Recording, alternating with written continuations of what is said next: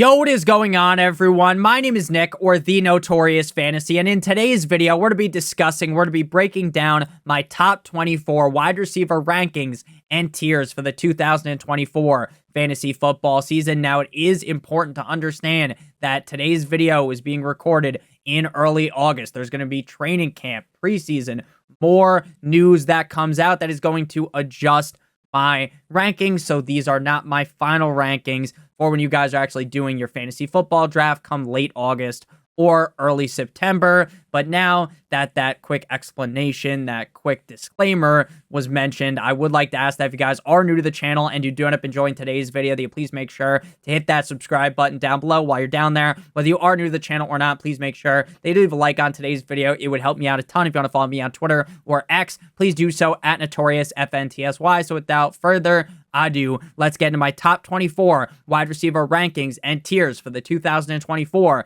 fantasy football season. We begin in the S tier at the wide receiver position at number 1 with Tyreek Hill of the Miami Dolphins, aggregate ADP wide receiver 2 from ESPN Sleeper Fantrax MFL and NFFC, pick number 3. To me, there's definitely a reason to rank CeeDee Lamb over Tyreek Hill, but frankly, by a very slight margin, I have Tyreek over CeeDee Lamb. Tyreek was the wide receiver 2 last year in PPR points per game, playing in 16 games, and Tyreek Hill's stats did take a bit of a dive after he ended up getting hurt up against the Tennessee Titans and then missing the next game up against the Jets. But still, Tyreek Hill prevailed on the season. He was top 3 in targets, receptions, receiving yards, and in total touchdowns. He ranked 5th in target accuracy, 1st in yards per route run, and 1st in route win rate. This man is always open like 7-Eleven, and I believe the exact same thing will be the case in 2024. The Miami Dolphins have the upside to be the best offense in the National Football League, and Tyreek Hill is the number 1 option on this team. If Tua Tagovailoa is able to get even slightly better from last season, then Tyreek Hill's upside would be even bigger. And it's basically impossible for his upside to get that much bigger because we know his upside is the wide receiver 1 in fantasy football. This is a guy that in any given game could catch only 4 balls and turn that into 250 yards and 3 touchdowns. But a majority of the time, he's catching 7 or 8 balls a game. He is, in my opinion, one of the best wide receivers in the NFL. It is virtually impossible to stop him. And I think that he is going to be going balls deep in defenses all season long. So Tyreek Hill's my wide receiver 1. At number 2, we got CeeDee Lamb of the Dallas Cowboys, aggregate ADP wide receiver 1. At pick number 2, last year Lamb was the wide receiver 1 in PPR and the wide receiver 1 in PPR points per game. 16 games played, he was number 1 in targets, number 1 in receptions, 2nd in receiving yards, and 1st in terms of total touchdowns, ranking 5th in yards per route run, 9th in dominator rating, 9th in route win rate, and 6th in target accuracy. The Dallas Cowboys are a team that is frankly outside of CeeDee Lamb, Jake Ferguson, and Brandon Cooks to a lesser note, pretty devoid of guys that are going to be taking in a large amount of targets. CeeDee Lamb is going to be the guy seeing a majority of targets on this team. It wouldn't shock me if in some games CeeDee Lamb ends up with 15 or more targets because, again, the talent around him isn't necessarily the best. I get that a lot of people love to rag on Dak Prescott, but ultimately, Dak Prescott is a lot better than people give him credit for.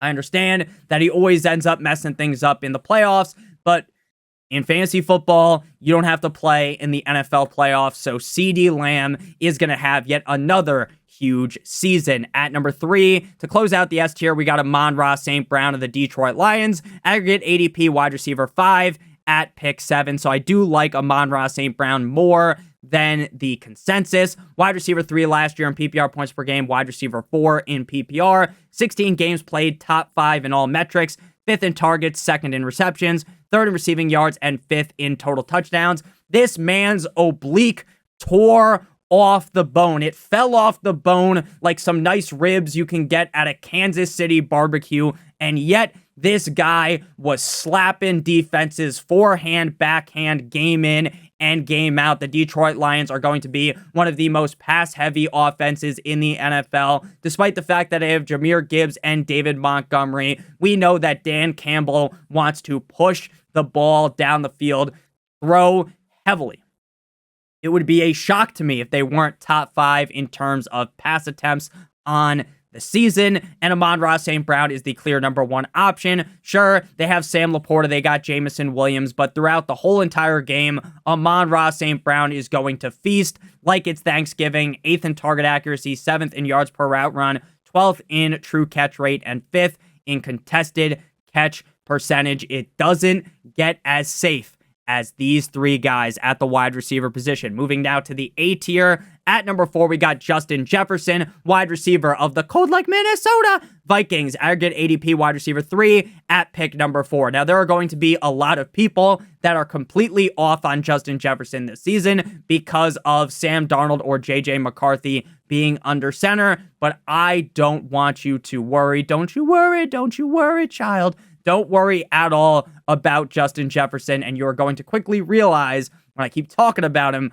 why you should love him this season. Last year, I get if you drafted Justin Jefferson number 1, it ended up hurting like a butt cheek on a stick, right? If you drafted him number 1, when you could have had Christian McCaffrey, you felt like an absolute fucking moron. But the pick made sense at the time, and Justin Jefferson is very clearly going to bounce back. I understand he was the wide receiver 33 on the season, but he was the wide receiver 5 in points per game. He averaged 10 targets per game, 5.8 receptions per game, 107.4 receiving yards per game, and he had 5 total touchdowns, so 0.5 per game. 4th in yards per route run, 6th in yards per target, 13th in yards per reception, and 69th. Very nice, I like, in terms of target accuracy. Now, if you are someone that is scared of JJ McCarthy and Sam Darnold because Kirk Cousins is levels above those guys, I understand it. But these numbers that I'm about to read to you are going to tell you that you don't need to be scared. You don't need to get your panties in a bunch when you think of Justin Jefferson. If you look at a 5-game sample size from last season without Kirk Cousins, if you translate that to a 17-game sample size, it would be 108.8 receptions, 159.8 targets, 1,710 receiving yards, and 6.8 touchdowns. It doesn't matter if me or you or the Grey Goose are out there throwing the ball to Justin Jefferson. He is one of the best receivers in the NFL, and he is still going to be a top 5 wide receiver, regardless of the quarterback situation. To close out the A tier, Ja'Marr Chase of the Cincinnati Bengals, aggregate ADP wide receiver 4 at pick number 5. Last year was a bit of a doozy for Ja'Marr Chase. He played in 16 games and finished outside of the top 10, wide receiver 11 in PPR, and 12 in PPR points per game, ranking 11th in targets, 11th in receptions, 12th in receiving yards, 18th in total touchdowns, though he was 9th in target separation and 16th in yards per team pass attempt. The Cincinnati Bengals season last year was not some calm water, right? It's not like you're chilling out in the pool, in the lazy river, drinking a fucking pina colada, chilling out in the sun, and nothing's gonna happen unless some crazy kid comes underneath you and just pushes you over and knocks you out, some hooligan or something like that. But more than likely, it's a nice ride, right? Whereas the Cincinnati Bengals season was in some rough waters, right? The boat's fucking falling apart. You're trying to fix things, and then at the end of the ride, you end up hitting a fucking iceberg, and the ship sinks Titanic style. Shout out to Leonardo DiCaprio, right? Burrow's hurt, then he's healthy, then he's hurt again. The team is topsy-turvy, but Ja'Marr Chase still makes the best of it as a top 12 wide receiver this season. As long as Joe Shiesty is able to stay healthy, there is no doubt in my mind that Ja'Marr Chase will fall anywhere outside of the top 5. Now, moving to the B tier, at number 6, we got Puka Nacua of the Los Angeles Rams, aggregate ADP wide receiver 7. At pick number 10, Puka Nacua is another player that a lot of people are scared of, despite the fact that in his rookie year, he beat the ever-living shit out of defenses as the wide receiver 4 in PPR and 6 in PPR points per game. Despite the fact that this is going to be a very similar offense in 2024, people panic about Puka. He ranked 7th in targets, 8th in receptions, 4th in receiving yards, and 27th in terms of touchdowns. He was 33rd in target accuracy, 6th in yards per route run, and 9th in yards per team pass attempt. So I understand maybe you think that Puka will drop off in terms of receiving yards, but I definitely think he could have a decent uptick in terms of touchdowns and get to 8 or 10 touchdowns, which would elevate him to potentially even be the wide receiver 1 in fantasy football. This is a team that uses heavy 3 wide receiver sets. This is a team that wants to throw the football. Sure, when they get in the red zone, Kyren Williams and Blake Corum are going to form an Eiffel Tower over the defenses, but when they're not in the red zone, I get Kyren gets a decent amount of touches, but Puka Nacua is going to get his 9-10 targets every single game. I understand that Cooper Kupp is going to be more healthy coming into the season, and I'm a huge fan of Cooper Kupp, as you will see later in the rankings video, but I think both of those motherfuckers can coexist at the exact same time. Puka Nacua, the 1A, and Cooper Kupp, the 1B. What I saw last season tells me that this dude is incredibly legit. He's too legit to quit. Shout out MC Hammer, and I, for one, am not going to be quitting him. At number 7, we got A.J. Brown of the Philadelphia Eagles, aggregate ADP wide receiver 6. At pick number 9, wide receiver 5 in PPR last year, wide receiver 8 in PPR points per game. Now, my previous thoughts on A.J. Brown were that he felt a little bit gross to draft.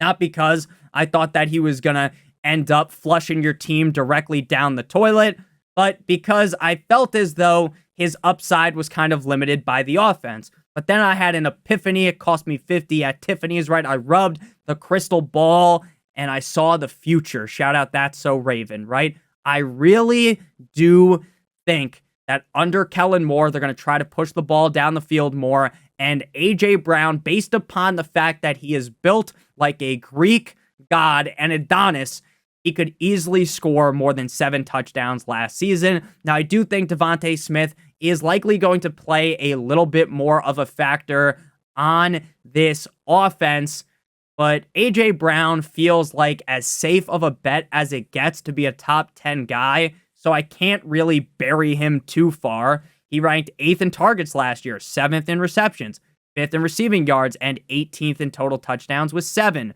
He ranked 10th in target accuracy, 9th in yards per route run, 7th in yards per team pass attempt, and 15th in dominator rating. A.J. Brown's another guy. If he falls ass backwards into a couple more touchdowns, that A.J. Brown could end up sitting atop the Iron Throne, Daenerys Targaryen style, as the wide receiver 1 in fantasy football. The talent speaks for itself, and I really do believe in Joe Hendry. I believe a lot more in A.J. Brown than I did just a couple of days ago. At number 8, we got Maserati Marvin Harrison of the Arizona Cardinals, aggregate ADP wide receiver 9 at pick 15. Now, I understand that a lot of people have their pause with drafting Marvin Harrison Jr. They have their qualms. They think, hey, you know what? Marvin Harrison Jr. is a rookie, and I don't want to take a rookie wide receiver in the second round. You might be thinking that you took Bijan Robinson in the first round last season, and he basically chopped you up in a million pieces, Jeffrey Dahmer style, right? It wasn't ideal if you drafted Bijan where you did. So now you have fucking rookie phobia or something, and you're afraid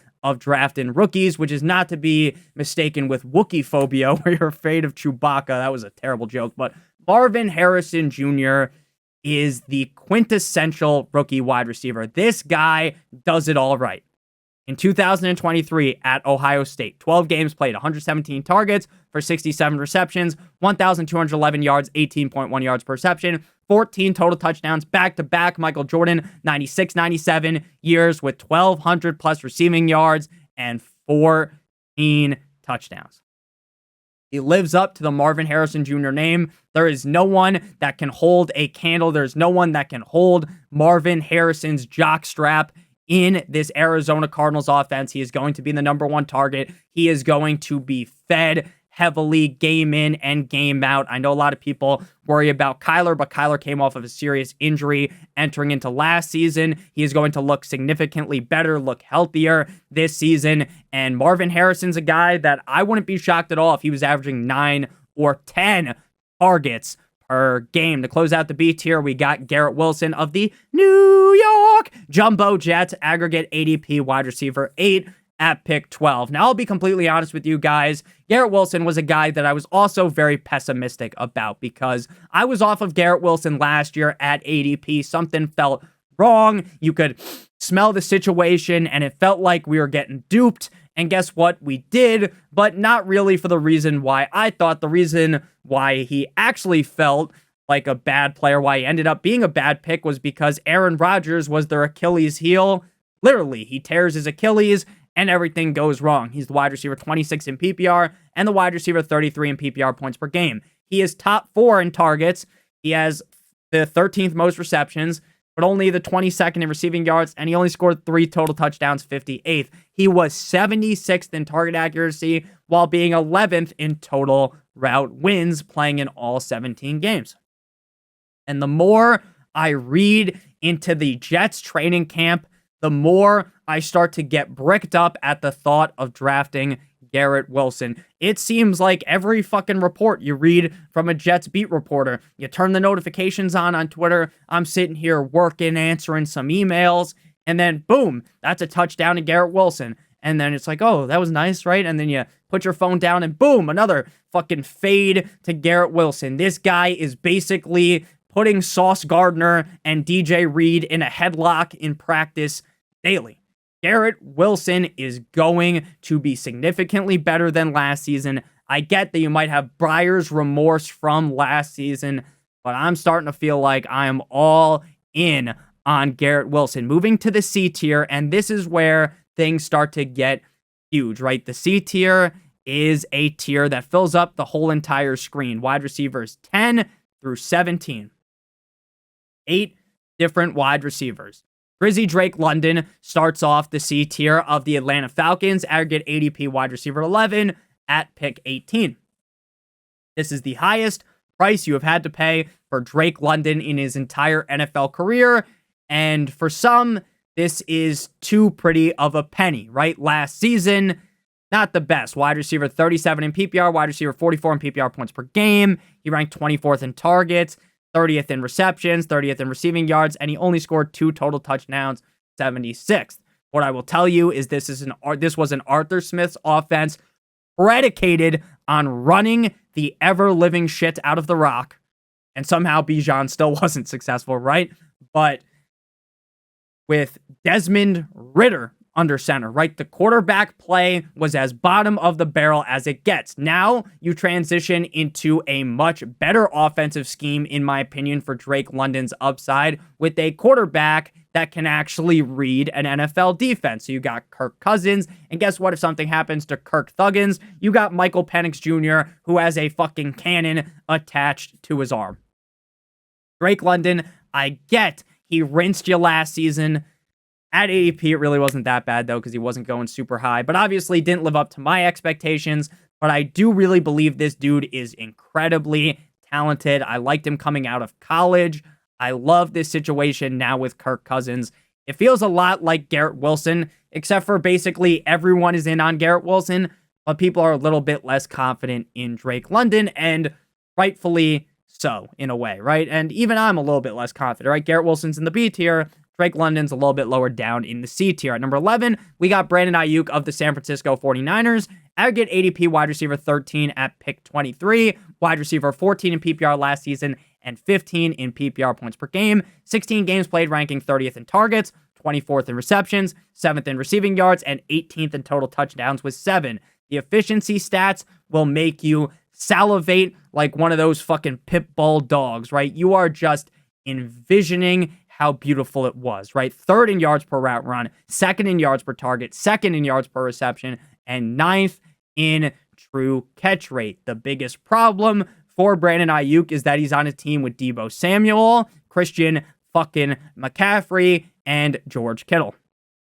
So there's a lot of people that need to catch the ball. A lot of mouths to feed in this offense. Some might argue there are too many cooks in the kitchen. But what I will tell you, based upon what I saw last season and based upon what I believe the contract that Brandon Ayuk is going to receive is going to be, They are going to give him even more targets this season. Brandon Ayuk put up those solid numbers with a quarterback in Brock Purdy, who was coming off a very serious injury that he sustained in the 2022 NFL playoffs. Brandon Ayuk is a guy with large upside on a team that is going to be very consistent week in and week out. So as long as Brandon Ayuk gets a little bit more consistency, I think he has a surefire path to be a top 12 wide receiver. At number 12, we got Chris Olave, aggregate ADP wide receiver 12 at pick 20. Now, I had, in a way, a come to Jesus moment with Chris Olave a few days ago, and I started to realize that while I panic about Derek Carr because it really didn't seem like him and Chris Olave were on the same page last season, I started to think, and I started to realize that while the connection wasn't amazing last season, right? They had to go walk into the other room to get some service. I believe that second year with Chris Olave being with Derek Carr, and with Derek Carr looking a lot better towards the end of last season, I want to be betting on the talent with Olave. While I am still very much concerned with the fact that Derek Carr looked like a steaming pile of dog shit in multiple games last season, where there was multiple times where Chris Olave is butt naked, wide open, and the ball just isn't coming his way, or it does come his way, and it's nowhere near him. I believe that Derek Carr will step it up this season, and that Chris Olave should be coming off the board as a top 12 wide receiver. He was the wide receiver 16 in PPR last season and the wide receiver 20 in PPR points per game. 16 games played, he ranked 12th in targets, 14th in receiving yards, 14th in receptions, 17th in receiving yards, and 29th in total touchdowns. He was 72nd in target accuracy, and I'm just going to hope that gets better. I think the Saints offense is a little bit underappreciated, mainly because of the quarterback situation. Alvin Kamara, despite his age, can still ball. I like Rashid Shaheed. They have a solid tight end room. And Chris Olave has the skill set, the ability to be a top 10, top 8 wide receiver at the NFL level. And if all we really need is Derek Carr to just step it up slightly, and Chris Olave could have a very safe top 12 season. At number 13, we got Wiki DJ Moore. This is where I really am going to differentiate myself from a lot of people, right? A lot of people think about DJ Moore. They think, for one, they've got that suspect quarterback in Caleb Williams, rookie year. How is he going to play? There's a lot of hype. The guy cries with his mom. He's going to end up being a bust. Then there's also the fact that they've got Keenan fucking Allen and Rome Odunze, and people will panic. There will be widespread panic when it comes to drafting DJ Moore. The team just gave DJ Moore one of those comically large checks that you get for winning the lottery, right? You get a DFS win, they send you one of those fat checks. DJ Moore is the number 1 wide receiver on the team. This guy was the wide receiver 6 in PPR last year and 9 in PPR points per game, with huge upside weekly with Tyson Bagent and Justin Fields. 17 games played, he was 14th in targets, 12th in receptions, 6th in receiving yards, and 10th in total touchdowns, 8th in contested catch percentage, and 4th in dominator rating. I understand that Keenan Allen might be able to potentially siphon away some targets in games, and maybe it will be a little bit less consistency out of DJ Moore this season. But if Caleb Williams is the player that I believe he is, then DJ Moore could easily be a top 12 wide receiver, and you can get him as the wide receiver 18 off of the board. He's my wide receiver number 13. I believe in him heavily. I believed in him in Carolina. I believed in him in Chicago. And I'm going to believe in him this year after the team whipped out the fucking Brinks truck, backed it up, and gave him an insane amount of money. This is a team that is set up for success. This is a team that I believe will be successful. And I think that DJ Moore is in for a huge season, potentially replicating what he did last season.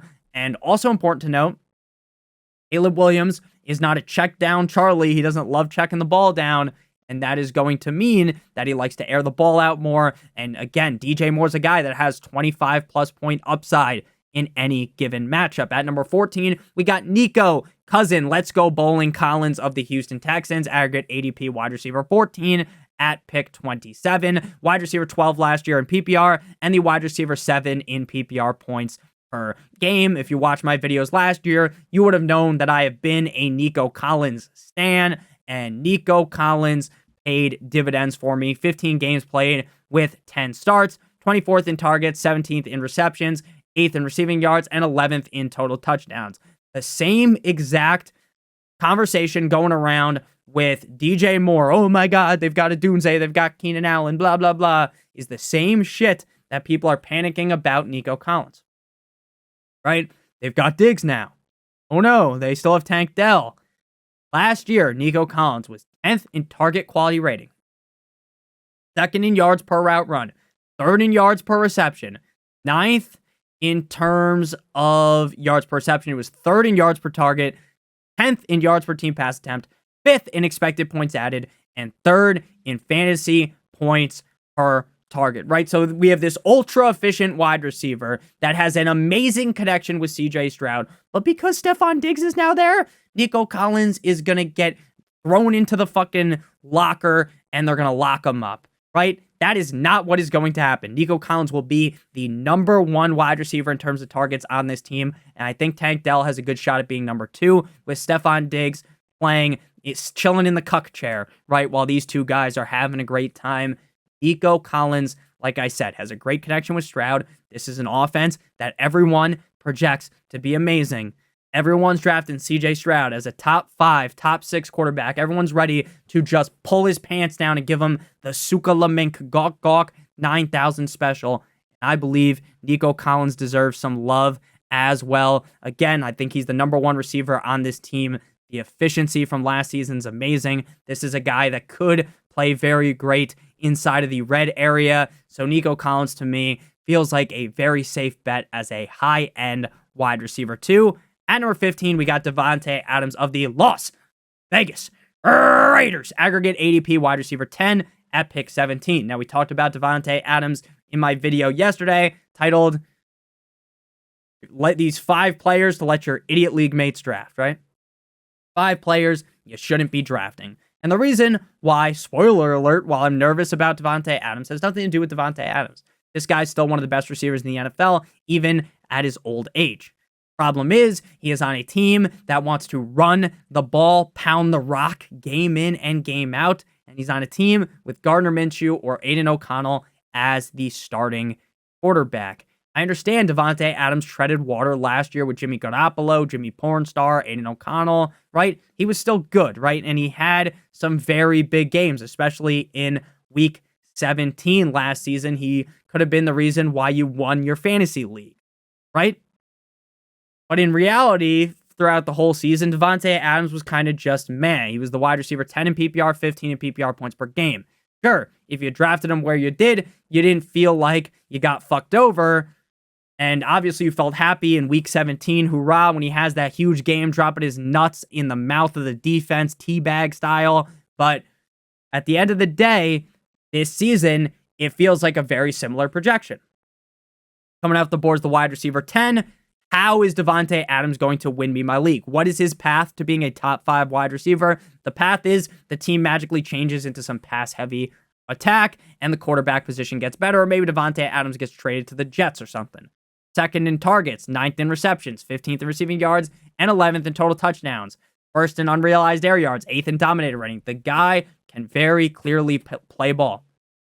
But why would I take him as a top 10 receiver when I don't really see that huge upside, right? When I'm drafting any receiver inside the top 10, I'm thinking this guy has a path to be top 3, to be number 1. While the path might be a crazy fucking maze, right? I'm trying to tell that story, right? I'm trying to finish the story Cody Rhodes style. Whereas Davante Adams, I just see him being a solid wide receiver 2, middle of the row every single week, where you're not pissed you drafted him, but you're probably never going to end up being like, damn, I'm so happy I drafted Davante Adams, which puts him as the wide receiver 15. And number 16, we got Mike Evans of the Tampa Bay Buccaneers, aggregate ADP wide receiver 15 at pick 29. Mike Evans is one of the guys that is basically the poster boy for consistency in the NFL. 10 straight seasons in the NFL with 1,000+ yards. Every year of his career, he's had over 1,000 yards. And in 5 out of 10 seasons, he has scored 12 or more touchdowns, which he did last year. 13 total touchdowns, second. 9th in receiving yards, 18th in receptions, 17th in targets, 17 games played, wide receiver 11 in PPR points per game, wide receiver 7 on the season. Efficiency-wise, very efficient as well. 13th in fantasy points per route run, 15th in fantasy points per target, 13th in yards per route run, 25th in yards per target, 12th in yards per reception, and 12th in yards per team pass attempt. Now, I understand there is a lot of belief in Chris Godwin this season. The talk of Chris Godwin playing more in the slot, which is something the team just fucking forgot about last season for some strange reason. Chris Godwin is one of the best slot receivers in the league, and for some reason, the team just didn't use him there. Makes sense, right? But Mike Evans had that huge season, and I think even with Chris Godwin getting more usage, being more effective from the slot position, I still think Mike Evans could have a very good season. Mike Evans is a guy that is a big play threat. Any given game, he could go 50 yards down the field. Baker Mayfield does a 360 like he's playing Street 2, hit the game breaker mode, throw a touchdown, 50 yards deep down the field, touchdown. Mike Evans is a big-bodied boy. He is built like William, the refrigerator Perry. Obviously, he's not that big, but you get my point, right? This is a guy that has size on the defenders. It's a fucking layup. It is a layup for Mike Evans in the red zone. The Bucs, I project to be pretty solid. Again, they're a team with a pretty suspect offensive line, which is going to result in the rushing game not being as effective, obviously. It's going to result in Baker running around with like a chicken with his head cut off, and he's going to throw the ball to Mr. Mike Evans a ton. Just feels like a really safe pick. The reason why I have Davante Adams ranked higher, even though I sound more ecstatic when I talk about Mike Evans, is because they're both safe, but I just think Davante Adams is a better wide receiver. At number 17, we got Jalen Waddle away, Waddle, till the very next day of the Miami Dolphins, aggregate ADP wide receiver 19 at pick 36. If I can get Jalen Waddle inside of the late 3rd round, sometimes even the 4th round, I am going to walk up to the draft board looking like I'm pitching a tent. I would be so excited to get that upside. I understand that Jalen Waddle had you feeling like a Muppet last season, right? A puppet, it felt like there was a fist directly up your ass. But at the end of the day, wide receiver 34, 21 in PPR points per game, tied with Devontae Smith. I want you to just put that in the back of your head, right? He was 31st in targets, 26th in receptions, 25th in receiving yards, 43rd in total touchdowns, 13th in target separation, 9th in EPA, 2nd in route win rate, 14th in fantasy points per route. I get the stats weren't there, but the efficiency was very much there. So last season, he has a down year. The prior 2 seasons, one with Tyreek, one without, 115+ targets in both seasons, 75+ receptions. He didn't have either of those last season, 1,000+ yards, and 6+ touchdowns. I want pieces of fast motherfuckers on one of the fastest offenses in the NFL, on an offense that, like I said earlier, is going to be hitting defenses with the haluva kick, with defenses that are going to get smacked upside the head with a lock on the sock. Jalen Waddle is another guy that's a deep down the field burner, a slant that is thrown 4 yards away from my main man, Mr. Tua, Mr. Moneybags, Mr. Show Me the Money. He throws the ball 4 yards away from him, and Jalen Waddle's gone. I understand that he had a down last season, but the guy has elite wide receiver pedigree. This is a guy that on other offenses, we'd be talking about as the clear number 1. The second guy can't hold a candle to him, but because Tyreek Hill is there, he's the number 2. The Dolphins have 2 number 1 wide receivers, in my opinion. Sure, is the target's going to go more to Tyreek than Waddle? 100%, 1,000%. I know that. I don't want injuries to happen. Knock on wood. I'm a Dolphins fan. I pray to the football gods above that nothing happens to Tyreek or any of these guys. If something happened to Tyreek, Jalen Waddle would be a top 3 wide receiver in my rankings every single week. If the Dolphins magically figure out how to play deep down the season in the winter when it gets a little cold and your nipples get a little bit perked up and can cut some diamonds, Jalen Waddle is going to have that huge season. Talking about him last year. Top 12, top 12, right? He has one down season and everyone's jumping ship. I'm not, though. I am not. Moving to the D tier. We got wide receivers 18 through 24. The rest of the wide receivers. If you guys have enjoyed today's video and you're new to the channel, hit that subscribe button like it owes you some money. And make sure you guys hit that like button down below, whether you are new to the channel or not. At number 18, we got Cooper Kupp, wide receiver 22. At pick 41 off the board according to aggregate ADP. Wide receiver 40 in PPR last year and 24 in PPR points per game. Cooper Kupp was a guy that ended up being kind of a big fat bust of large magnitude, right? When you don't crank the hog in a couple of days and then, maybe you have a sexual encounter or, maybe you're just busy, you rub one out and then boom, it looks like I don't even know how to describe it. I'm not going to try to be a little bit weird here, but you know what I mean, right? When you haven't rubbed one off in a while and it flies out and it's like a fucking, what's that gun? Like not the P90, RPK maybe? I don't know. I'm not a gun guy, but, it's just flying out of you.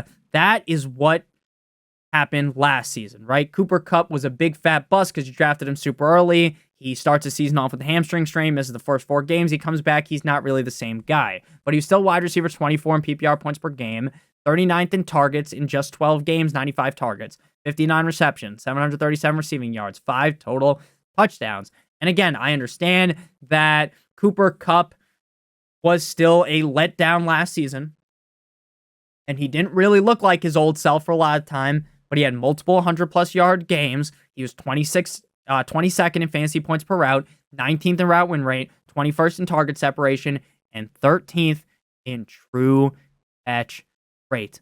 Cooper Kupp, I understand that there are people that are just full on, hey, if he ended up being a bust on my fantasy team, I'm never going to draft him again. That's how I used to be back in the day. But then I realized that you cannot be panicking about guys with the amount of skill that a player like Cooper Kupp possesses. This is a dude that if Puka Nacua wasn't on the team, you'd be talking about him as a top 5 wide receiver.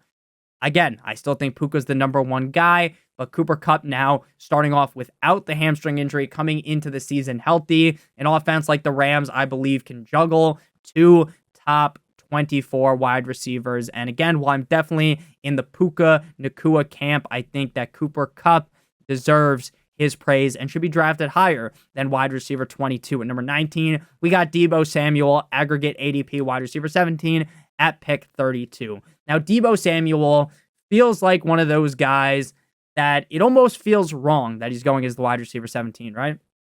Because when you think about Deebo Samuel, you think of such exciting plays. You think of exciting games where this guy is running a train on the defense, right? Where he runs in a touchdown, he catches a touchdown. The guy's so fucking good, he might throw in a touchdown, right? He was really incredible. But the problem is a lot of the time in fantasy football, it's not necessarily the best players in the NFL that always end up on top. There's a lot of situation that plays into things. Situation here in San Francisco is a loaded offense with Brandon Ayuk, who I believe will be the number 1 target on the team, with a running back who sucks in targets like his name was Kirby. Deebo Samuel has huge game-breaking upside weekly, but the consistency, frankly, isn't really there. There's going to be the highest of highs, right? The funnest time possible. You're going to be dancing in the rain, right? You're going to be having so much fun. Deebo is going to just drop 20 plus points in a couple of games, right? Then there's going to be the down bad, right? There's going to be the sad games. And the reason behind that is once they introduced Christian McCaffrey, there was a huge drop off in terms of carries for Deebo and a drop off in terms of rushing touchdowns for Deebo. And last year, one of Deebo's biggest games was in week 3 without Brandon Ayuk. Again, I'm not sitting here to shit on Deebo Samuel. I think at wide receiver 17 off the board, if he falls 2 picks to wide receiver 19, I'm fine taking him because the upside is so big, right? If he's not my wide receiver 1, if I drafted another wide receiver before him, he could be your wide receiver 2 or your flex. With that much upside, you would be foolish not to draft him because of the big game upside, right? He's 4th in total touchdowns last year, 44th though in targets, 39th in receptions, 32 in receiving yards. He's 8th in target separation, 10th in yards per target, 7th in true catch rate, 27th in yards per reception. The guy is clearly skilled, right? The problem is how much usage he will see weekly. So again, if you're fine taking the risk, jump on to the Deebo Samuel train, right? But if you want a little bit more consistency, then I don't think Deebo is really the guy for you where he is getting drafted. At number 20, we got another guy that I don't think will find consistency, but there is a possibility. And that's Malik Nabers of the New York Football Giants. Aggregate ADP wide receiver 2021 at pick 40. Now, if Marvin Harrison Jr. wasn't in this draft class, there would be people talking about how Malik Nabers is clearly the best wide receiver in this draft class, right? He's picked number 6 in the 2024 NFL draft. He has a great season at LSU with now division rival Jaden Daniels, 89 receptions on 130 targets for 1,569 yards, 17.9 yards per reception. He had a 31.9% target share in a very good LSU offense with another first-round pick, Brian Thomas Jr., and he scored 14 touchdowns. His workout metrics are incredible. 93rd percentile 40-yard dash, 81st percentile catch radius, 85th percentile speed score, 98th percentile burst score, right? The stats, the workout metrics, they're great. He's on a team with no competition, right? I like Wan'Dale Robinson. There's talks about Wan'Dale Robinson getting a lot of rushing opportunities potentially, and that's going to be huge if you do best ball. But who's really trying to start the wide receiver 2 weekly on the Giants? Not many people. They've got Jalen Hyatt, Darius Slayton, right? So the competition there is not very large. There's a very clear path to week number 1. Malik Nabers just absolutely dominating as the wide receiver 1, right? But there's one problem, and his name is Daniel Jones, the accountant himself, right? Daniel Jones looked like dog shit last year. Let's be honest. Let's call a spade a spade. He was terrible. Now, maybe he's fully healthy entering into this year, and he looks better. Reports out of camp are very suspect on Daniel Jones. I guess if things go awry, they've got some other guys behind him. Shout out to my main man, the Italian stallion, Tommy DeVito. But obviously not the best situation for Malik Nabers when he's coming off of a year with Jaden Daniels, who looked very good in college. So Malik Nabers is a guy with incredible upside, right? You look at the workout metrics, you look at the stats, you watch him play. It's beautiful. But there's one glaring error with selecting Malik Nabers, and that is potentially the fact that Daniel Jones just absolutely sucks more cock than Mia Malkova out there, right? That he is terrible, and it hurts Malik Nabers. So I don't think Malik Nabers will be very consistent this season. I think there's other guys on this list that might be more consistent than, like I think that Cooper Kupp is going to be miles more consistent than Malik Nabers, but the upside is certainly there in New York with the Giants. But if Daniel Jones is able to just play better than if he looks like Daniel Jones from 2022, you could end up with a top 12 receiver in Malik Nabers at 21. Can you do something for me? We got Michael Pittman Jr., my guy of the Colts, aggregate ADP wide receiver 20 at pick 37. There isn't really a large sample size at all of Michael Pittman Jr. playing with Anthony Richardson last year, so I won't even really bring that up. He had some solid games with Richardson, some big games with Gardner Minshew. But again, I wouldn't just, if you look at Michael Pittman's numbers with Richardson and you see, something, is a little bit fucked up and you're like, oh, I don't know about that. It's very little sample size compared to what a full season is, full off season of working with Michael Pittman. He was the wide receiver 13 last year, 15 PPR points per game. 16 games played with 15 starts. 9th in targets, 4th in receptions, 14th in receiving yards, 43rd in total touchdowns with 4, 4th in total route wins, 8th in win rate versus man. He only had 2 drops last season, 58th, and he was 11th in contested catch rate. The guy can play ball. The issue is, how much of a factor is Adonai Mitchell going to play? How much of a factor is Josh Downs going to play? How much are they going to run the ball? And the answer to that question is, how much are they going to run the ball? It's going to be a shit ton. So that could possibly hurt Michael Pittman Jr.'s upside and his consistency weekly. Now, coming off the board is the wide receiver 20. I saw a couple of weeks ago, like in some leagues, like where he's going off the board as like a top 2-round pick. I think you'd be a fucking buffoon to take him there. But where he's coming off the board, it feels fine. And if you're someone that's into stacking Jenga style, you want to get your quarterback with the wide receiver 1, very easy to get Michael Pittman as well as Anthony Richardson stacked up together. Michael Pittman is a very talented guy. Last year, with better quarterback play, he definitely smashes over 4 total touchdowns. But now that Jonathan Taylor's back, I'm a little bit pessimistic of his red zone usage because they have Anthony Richardson and they have Jonathan Taylor, right? So Michael Pittman feels fine where he's coming off the board. Am I saying I'm like the most excited about him? No, but I do understand there's clear upside. He was close to being the wide receiver 12 last year. He was the wide receiver 13 in PPR. Moving now to my wide receiver 22, Devontae Smith of the Philadelphia Eagles. Aggregate ADP wide receiver 24 at pick 46. Devontae Smith is a guy that I see a lot of people get super high on, but for me, I just feel kind of indifferent to Devontae Smith. If I draft him, I recognize the upside that he possesses due to the fact that he is on an offense that is going to be really good in the Philadelphia Eagles. But I also really feel like he's the clear number 2 when compared to A.J. Brown, where you can kind of make the argument, like maybe there's a way where Jalen Waddle's the 1B, Tyreek's the 1A, right? Where Puka Nakua's the 1A, but Cooper Kupp's the 1B, right? Devontae Smith really feels like another rung below A.J. Brown, in my opinion. Again, the guy's a very solid receiver, 23rd in targets, 16th in receptions, 20th in receiving yards, 18th in total touchdowns. Though he did struggle in terms of separation last year, 67th in route win rate and 45th in target separation, 19th in yards per target, though, 44th in yards per reception. He's a guy that, again, to me, just feels kind of boring. Like, to me, there isn't really a crazy amount to break down when it comes to Smith. If Kellen Moore comes in here, fucking changes everything, they start throwing the ball a lot more, then sure, maybe Devontae Smith will pay off dividends at pick 46.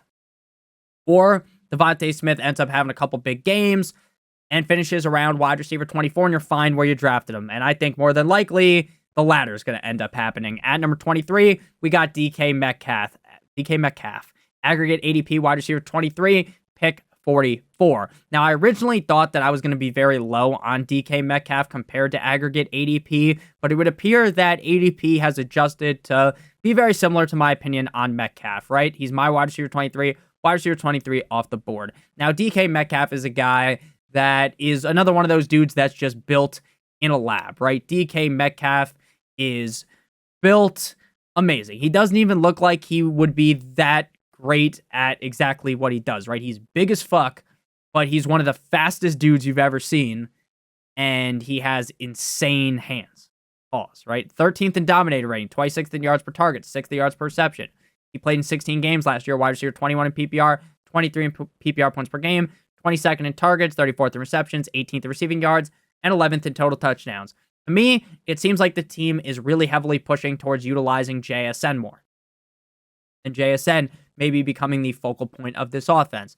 This is also a team that talks extensively about running the ball a lot. So I kind of just feel like DK Metcalf's going to be fine. Again, nothing to write home about. Top 24 guy, but nothing super special. Again, the talent here is special, but Lockett's there, Fant's there, Metcalf, Walker, Charbonnet. There's a lot of fucking guys on this team, and I don't really expect the Seahawks to be one of the better offenses in the NFL that can really sustain that. Geno Smith. Yesterday, the report is that Geno Smith needs to get some tests done on his injuries that he hasn't been able to practice with. That doesn't sound good. Now, right now, as I'm recording this at 1:25 a.m. on the 2nd of August, I'm a little bit scared. And I'm going to be honest, while these rankings are a work in progress, if I learn that Sam Howell is going to go out there and be the starting quarterback, well, I understand Geno Smith didn't have a great season. I'm dropping DK Metcalf like it's hot. He is dropping down the rankings. Let's see what happens with Geno Smith, but I think that this ranking right now is assuming that Geno Smith's going to be fine for week number 1. At number 24, we got Tank Dell. Now, Tank Dell is a very fun pick, right? He's ranked outside the top 26 at wide receiver, pick 53. Tank Dell's another kind of one of these all or nothing type of guys, but he looked so good last season that I do genuinely believe he will be out targeting Stephon Diggs, and I think there is a chance that he ends up as the number one target on the team. Earlier on in the offseason, we learned that CJ Stroud on this podcast, and they're like, build this dream offense. And guess who's on the dream offense? Tank Dell. He didn't mention Nico or Diggs. Again, while I still think that Nico is going to be the guy, Tank Dell could be as well. Tank Dell ranked 21st in yards per reception, 21st in yards per target, 14th yards per out run, 11th in yards per fantasy points per route. 10th in fantasy points per target, and 47th in target accuracy. Again, as we talked about with Nico Collins, I love CJ Stroud. I love this Houston Texans offense. I don't think there's some one-year wonder. I think this is going to be a team that is able to put up a huge amount of points every single week. Again, I get when you have so many cooks in the kitchen, the upside is kind of lessened. Difference here when we're talking about Metcalf, right? How it's like, oh, I'm kind of boring, right? You can almost rank Dell ahead of Metcalf because you know the Texans are going to be blowing the door down, right? They're going to be going crazy on the defense. Back shots, everything. So Tank Dell feels like the kind of guy that people are fading because, dude, if you look at the fucking aggregate ADP, Stephon Diggs is like a top 20 wide receiver. He's not even ranked inside my top 24. I'm a big fan of Tank Dell. I don't think Diggs is fully washed, but I think Diggs is on that downward spiral. Tank Dell is a young buck. So I got Tank Dell ranked as number 24, but I will let you guys know we are going to be doing top 32 wide receivers for the end of August. And just so you know, like this tier of guy, very big. The D tier is huge. No diddy, right? There's a lot of players that I think have that top 24 upside.